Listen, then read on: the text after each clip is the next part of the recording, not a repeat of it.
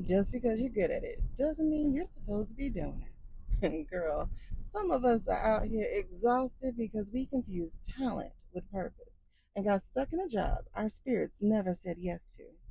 So, if your calendar is full but your spirit is tired, this video is for you. My multi hyphenate, high achievers, gifted and talented crew. You know, the ones who've mastered survival mode success. Let's get into it, shall we? Some of us have been running on ability for so long, we forgot to ask if it's actually aligned. You do the work, you do it well, but deep down, you know this ain't the thing. And if you've been feeling off, even when everything looks right on paper, Spirit might be waving the red flag. So before you say yes to another thing that makes you want to fake your own disappearance, let's talk about the difference between ability and calling. Because, girl, they are not the same thing. But first, let's do a temperature check. Do any of these sound familiar? You've been asking, why does this thing that I'm praised for feel like it's draining me? Or you've sat through something or sat with something and thought, I can do this, but do I want to? Or people keep telling you, you'd be so good at this, and your soul's in the corner side eyeing them? Or you keep showing up for things that you secretly wish would cancel themselves? Or your body is shutting down while your resume is leveling up? Now, if you've checked off one or more of those things, let me just say, you're not crazy, you're not ungrateful, you're probably out of alignment. And I'm going to show you why. Because in this video, we're going to break down the 5 ways to tell the difference between ability and calling. Because, as I said, those are two different things.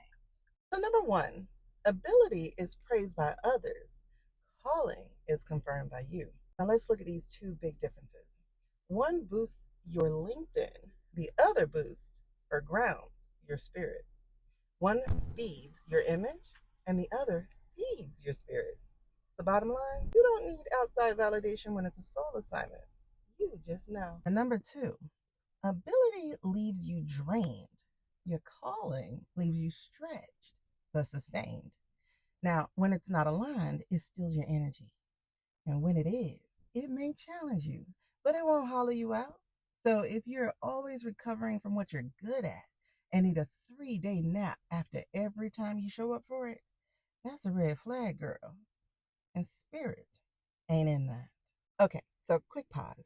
Because if this is already hitting, I need you to go ahead and share it. Because somebody in your circle is running themselves into the ground because they think talent equals purpose. And if you want more of these gut checks, go ahead, like, follow, subscribe, and hit that bell so that you don't miss any of these videos that I've got waiting for you. And you know you need it. We all do. Now let's get back to the video. Number 3, ability is built on shoulds. Calling rise from the must. So if you keep saying yes out of guilt, you're ignoring the no that lives in your body. You don't need convincing when you're aligned. You just know. And that knowing will be in your whole body, not just your brain. Now, if only your mind says yes, but your chest is saying, girl, don't do it. Listen to your chest. It won't steer you wrong. Now, I've got too much experience with this one because number 4, spirit says no with resistance, but it also says yes with peace. So when every door is closing and even the open door feels wrong, that's not a test, that's direction. So if your chest gets tight and everything feels forced, even the yes, it probably isn't your lane. Now, girl, and number 5 is about to step on your toe because callings don't crave approval, they crave obedience. You won't need a committee and you don't need to wait for permission when it's yours. You just move, period. Now, before I go, I've got to give you this bonus way to tell the difference between an ability and a calling. It's a major one, so pay attention. A calling won't compete with your peace. It won't cost you your body, your boundaries, or your breath. So I hope by the end of this video, you have realized that your gifts aren't the same thing as your calling. And some of them actually were just survival tools. But your calling, that lives in your clarity, not in your qualifications. And it's there in your calling where you'll find your peace. And sometimes, that means letting go of what you're good at so you can finally do what you're called to. And trust me when I say I have had experience with all six of these things because now at 46, I can finally say that I am walking in my calling and not just my gifts.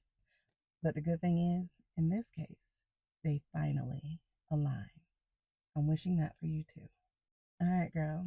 So if this resonated, go ahead and drop a thumbs up emoji in the comments and tell me, like, have you ever had to let go of something you were great at because it wasn't yours? And y'all, if you have more questions about calling or gifts, let me know. Or just go ahead and let me know if this video resonated by leaving that comment below as well. I'll look forward to reading them all, and I will answer whatever questions y'all have for me. And let me tell you, you don't have to wait until you're 46 to finally figure this thing out. But if you are still trying to figure out what your yes sounds like, I'm going to invite you to grab the Spirit Reset. It's free, it's 5 days, it's a journaling experience delivered right to your inbox, and it's going to help you get back in touch with your truth. Now, you know where to find that link, so I don't even have to tell you.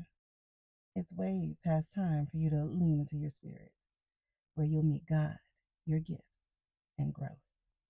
See you on the other side.